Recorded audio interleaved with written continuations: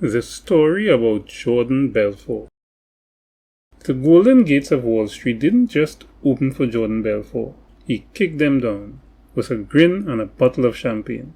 His story began not with a roar, but with a humble briefcase and the naive belief in the American dream. Under the tutelage of Mark Hanna, Jordan learned the primary commandment of the brokerage world. Move money from the client's account into your own. But when Black Monday wiped the slate clean, the young wolf was forced into the shadows of Long Island, where he discovered the pink sheet penny stocks, the trash of the financial world, that paid a king's ransom in commission. With a silver tongue that could sell sand to a desert, Jordan transformed a group of neighborhood pot dealers into a pack of financial predators. They called their kingdom Stratton Oakmont.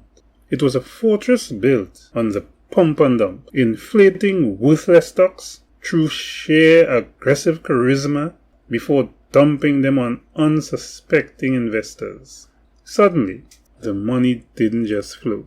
It erupted. By the early 90s, the wolf arrived. Jordan's life became a kaleidoscopic blur of white lines, blue chip stocks, and neon-lit debauchery. He traded his first wife for the Duchess Naomi LaPaglia, a woman as sharp as the diamonds he draped her in. His office? No longer a workplace. It was a Roman circus of tossing marching bands, induced rallies, where Jordan stood like a god at a pulpit, chanting for more. But beneath the $2,000 suits and the 167-foot yacht, the foundations were rotting. The Lemon Sevens turned his life into a series of slapstick tragedies, from crashing his white Ferrari in a cerebral palsy like haze to nearly sinking his yacht in a Mediterranean storm. Jordan was daring the universe to stop him. The end didn't come with a bang, but with the steady footsteps of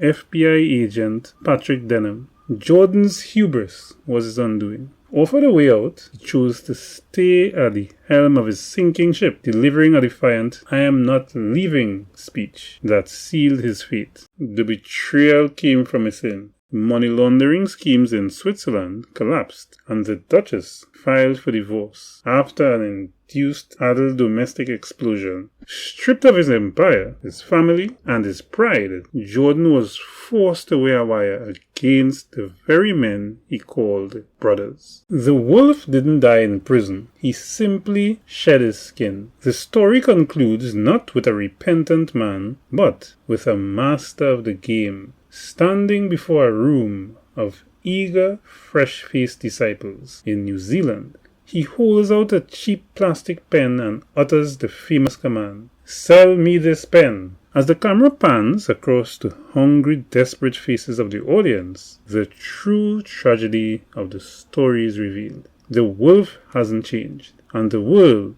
driven by the same bottomless greed, is still waiting to be devoured.